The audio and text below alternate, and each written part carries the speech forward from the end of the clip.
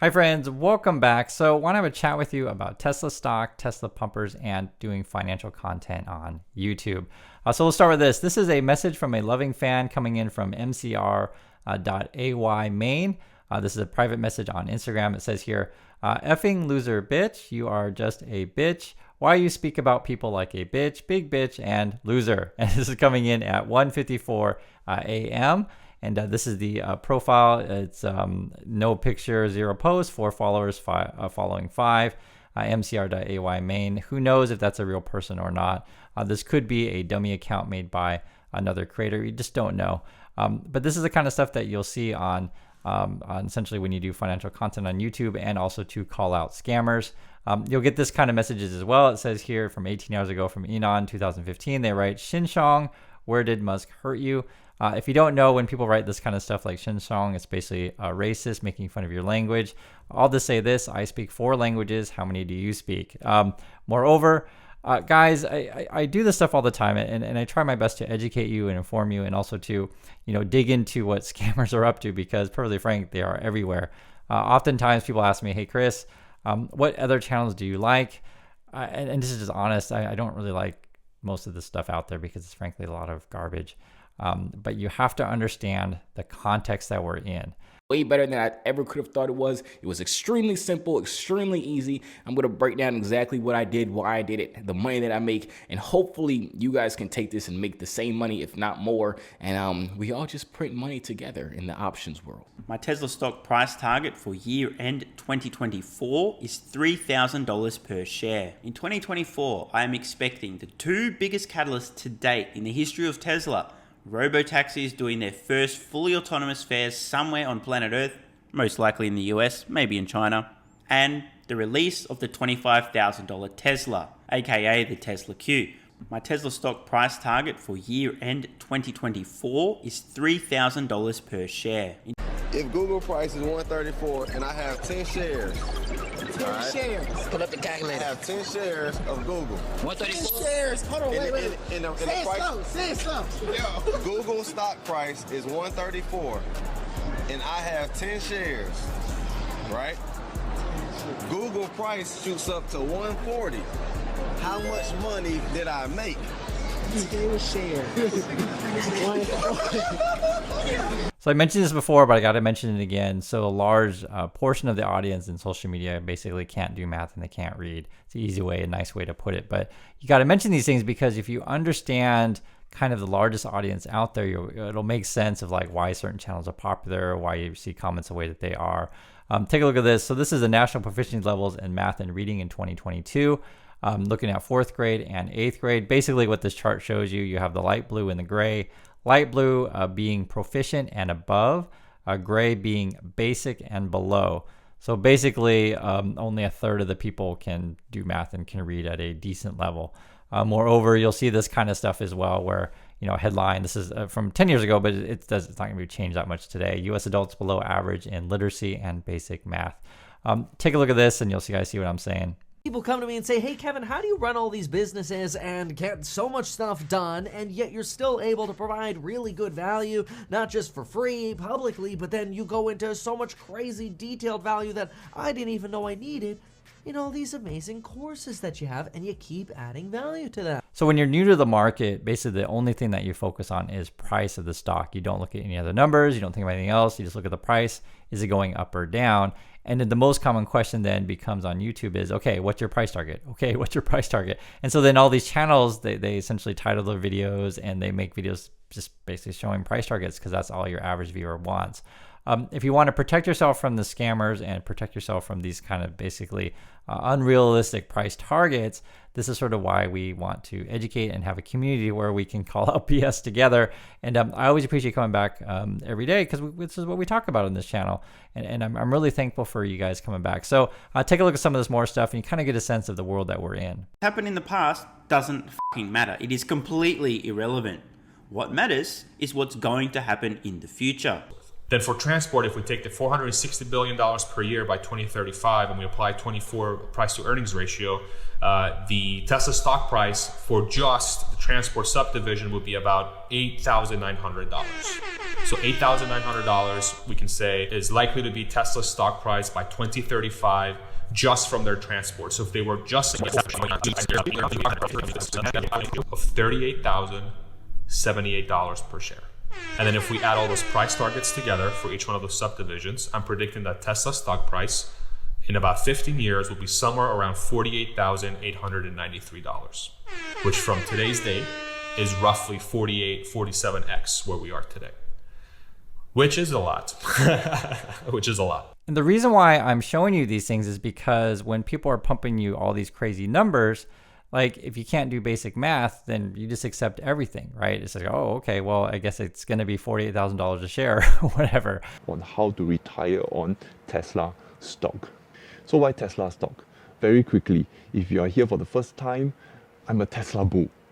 Most of my wealth is in Tesla, and I see a future where Tesla will dominate the world like Apple, Netflix, and Amazon, but on a much bigger scale.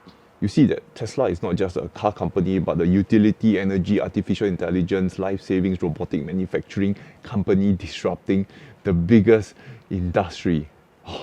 I have a high degree of certainty that Tesla will be the next biggest company in the world very soon. So also going beyond price, I want you to be thinking about what is a realistic market cap, essentially how much could Tesla be worth realistically in the future. It is currently 11th in the world. You guys can see right here at 600 billion. And when some channels are telling you Tesla's going to be, 10 trillion, 11 trillion, 20 trillion or whatever, just ask yourself, does that make sense? I want to show you this. Just look, guys. Microsoft is number one, essentially at 3 trillion. Apple is really close at 2.8 trillion. And then the third place is 2 trillion, which is the Saudi Aramco. So the idea, though, that Tesla would be 4 times the size of Microsoft, just think about that. And it would be the far away, the greatest, biggest company in the whole world. Does that make sense? Now, I understand if you're in the pumper channel, so, oh, yes, absolutely, it does. But from my point of view, saying that the company's going to be 3 times, 4 times the size of Microsoft or Apple or whatever, it just doesn't pass the smell test. That's just me. I try to give you guys realistic numbers, and I want you to take a look at this chart for yourself and ask yourself the simple question, does it make sense? Calculating the free cash flow, the revenue growth, and total addressable market size by year 2030, the base case for Tesla should be worth about 4 trillion minimally. My bullish projection seems too stupid at over 10 trillion, so I'm just going to leave it here at 4 trillion. Accounting for share dilution, a 4,100 Tesla price target per share is 11,700 and bear case 4,100 per share.